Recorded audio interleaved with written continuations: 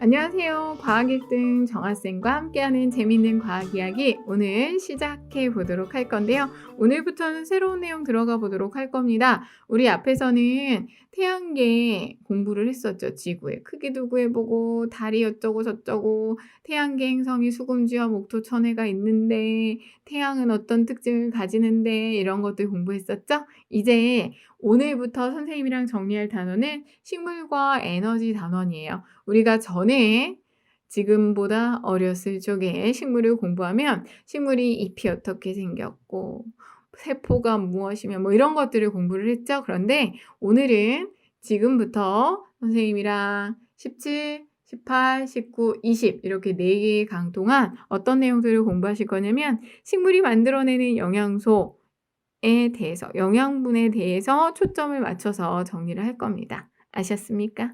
자, 그러면 알아볼까요? 우선 오늘의 우리가 무엇을 공부를 해야 할지 오늘의 주제부터 확인해 보도록 하겠습니다. 오늘의 주제는 광합성입니다. 자, 여러분들 광합성이라는 거 다들 배우셨을 것 같은데 광합성이란 식물이 빛에너지를 이용해서 엽록체에서 물과 이산화탄소를 원료로 양분인 포도당을 만드는 과정을 광합성이라고 하는데 이때 산소도 같이 발생을 하죠. 이 과정은 여러분들이 잘 기억을 하셔야 되는데 간단하게 화살표로 나타내 보면 화살표로 나타낸다는 건 식으로 나타낸다는 거예요. 이산화탄소 더하기 물, 화살표, 포도당 더하기 산소 이렇게 만들어지고 화살표 위쪽이나 아래쪽에 보통 빛에너지가 들어가 있을 건데요. 광합성을 할 때는 빛에너지가 에너지원이 되는 거예요. 그래서 빛에너지가 표시가 됩니다.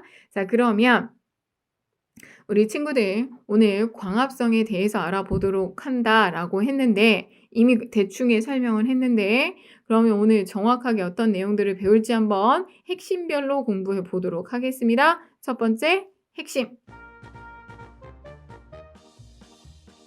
광합성에 필요한 요소 먼저 알아보도록 할게요. 조금 아까 광합성이라고 하는 건 식물이 빛에너지를 이용해서 엽록체에서 물과 이산화탄소를 원료로 양분인 포도당을 만듭니다. 라고 이야기를 했죠. 아, 빛에너지, 이산화탄소, 물이 필요하구나 라는 걸 확인을 하실 수가 있겠죠.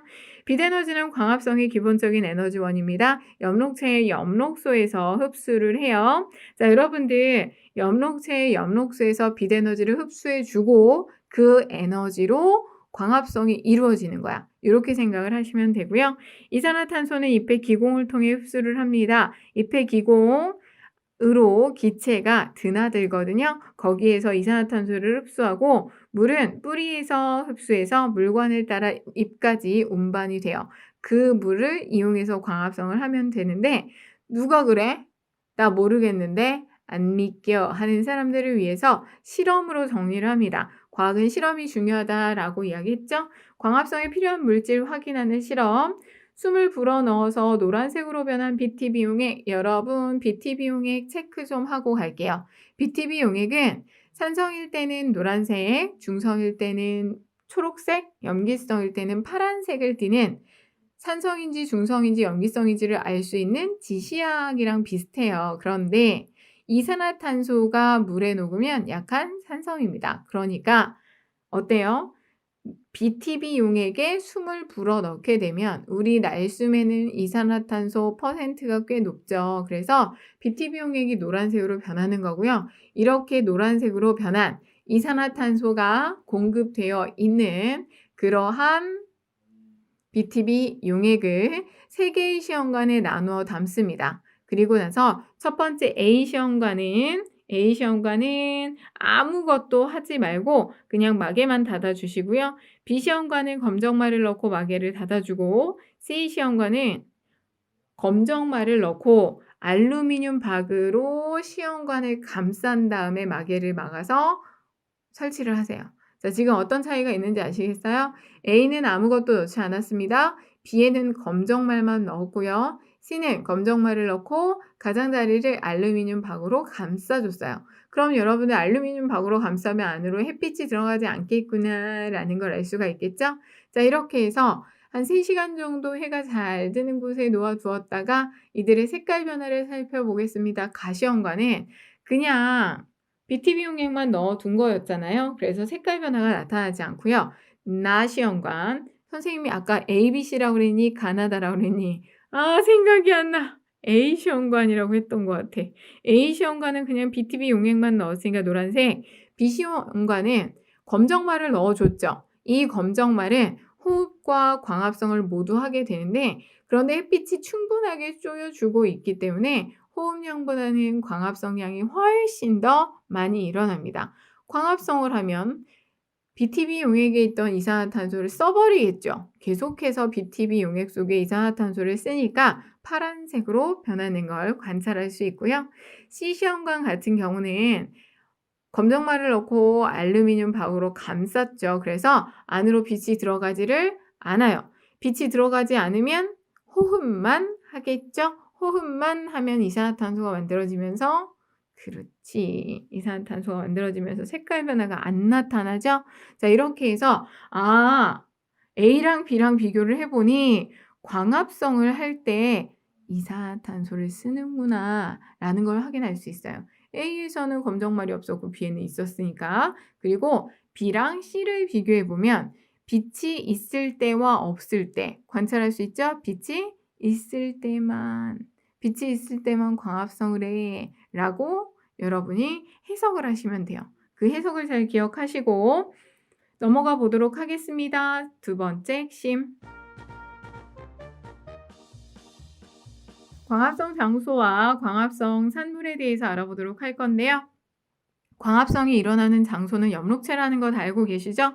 식물세포 안에 들어있는 녹색 알갱이인 엽록체는 엽록소에 의해서 초록색을 띠고 있고, 이 엽록체가 많은 잎일수록 진한 초록색이야. 이 정도는 상식으로 알아두시고요.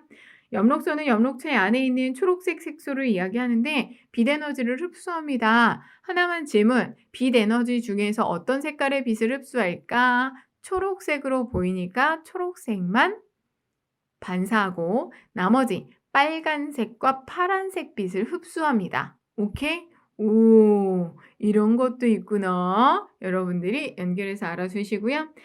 그럼 이렇게 광합성을 해서 만들어진 광합성 산물은 뭐가 있습니까? 포도당이 만들어진다라고 얘기했죠?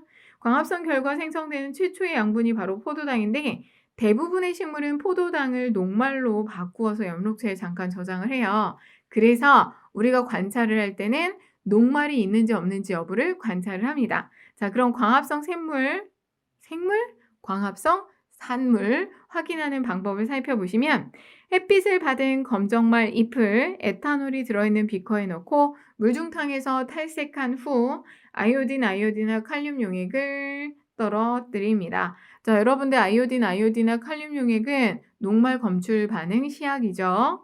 자, 그렇게 떨어뜨렸더니 탈색된 검정말의 색깔이 청藍색으로 변했어요. 이걸 보고 우리는 여기 녹말이 있네?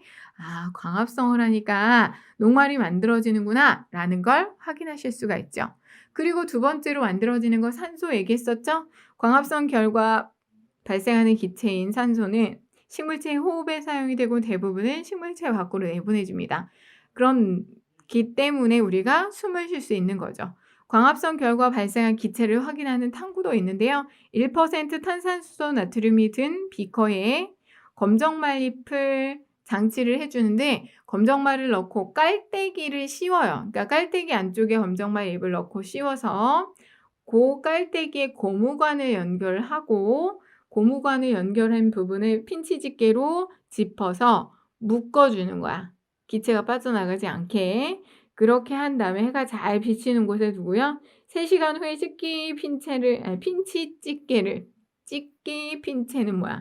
핀치 집게를 열고 고무관 끝에 향불실을 대어 봅니다. 자, 여러분, 지금 광합성을 해서 식물 잎에서 광합성을 해서 산소가 만들어지는 걸 이야기하고 있는데, 그쵸?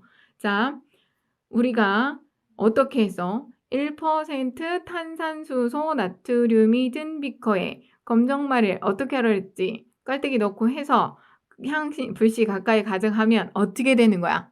불씨가 타올라요. 왜? 산소가 발생을 해서. 광합성 결과 산소가 생성됐구나 라는 걸 확인을 할 수가 있죠. 산소는 다른 물질이 불에 잘 타는 걸 돕잖아. 그래서 핀치집게를 열고 그 끝에 불씨를 가져대면 확 하고 살아나는 거지. 산소가 있으니까. 그렇게 확인하시면 됩니다. 아셨습니까? 여기까지 두 번째 정리 맞춰봤고요. 세 번째 핵심 들어갈게요. 광합성에 영향을 미치는 요인, 환경 요인 세 가지를 정리해 볼 겁니다. 빛의 세기, 이산화탄소 농도, 온도 이야기를 해볼 건데 빛의 세기, 이산화탄소 농도, 온도가 모두 최적의 상태일 때 광합성이 가장 활발하게 일어나거든요. 빛의 세기부터 살펴보시면 빛의 세기가 세일수록 광합성량은 증가하는데 빛의 세기가 일정한 세기 이상이 되면 광합성량은 더 이상 증가하지 않습니다.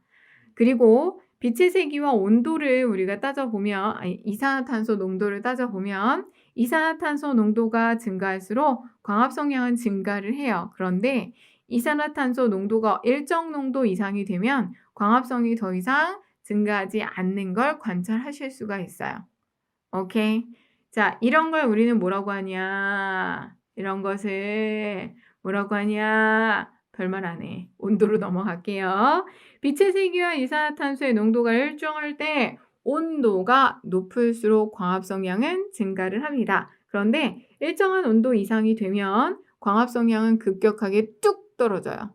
광합성이라고 하는 걸 돕는 효소가 있는데 얘가 단백질로 이루어져 있어서 온도가 너무 높아지면 그 능력이 떨어진다고 하죠. 그래서 일정 온도가 되면 광합성량이 급격하게 낮아집니다. 아셨습니까? 이거 알아두시면 되겠고요. 자, 이렇게 해서 선생님이 여러분들에게 하고 싶은 얘기 다 했거든요. 뭔가 되게 많이 한 것 같은데 마지막으로 한 번 더 정리할까요? 우리는 오늘 광합성 공부했습니다. 잎의 기공을 통해 흡수한 이산화탄소, 뿌리에서 흡수한 물 이용해서 빛에너지로 광합성을 하게 되는데 이때 만들어지는 에너지가 포도당입니다. 하지만 낮에는 녹말의 형태로 저장을 하기 때문에 우리가 탐구를 통해서 확인을 해보면 녹말을 확인을 할 수가 있어요. 요거 기억해 두시고 광합성이 일어나는 장소는 엽록체, 광합성이 일어나는 장소인 엽록체가 초록색인 이유는 엽록소 때문이다 라는 것도 같이 확인을 해 주시면 좋을 것 같고요. 자, 그런 다음에 산소가 발생하는 것도 확인을 해봤죠. 마지막으로 광합성에 영향을 미치는 환경 요인 세 가지를 정리해 봤습니다. 빛의 세기, 이산화탄소 농도, 온도 정리해 봤는데 빛의 색이 일정한 세기까지는 증가하다가 더 이상 증가하지 않아요. 이산화탄소 농도 일정 농도 이상까지는 증가하지만 그 이상이 되면 더 이상 증가하지 않아요. 온도는 적정한 온도가 따로 있습니다. 라는 거 배우고 정리하신 거예요. 이해하실 수 있겠어요?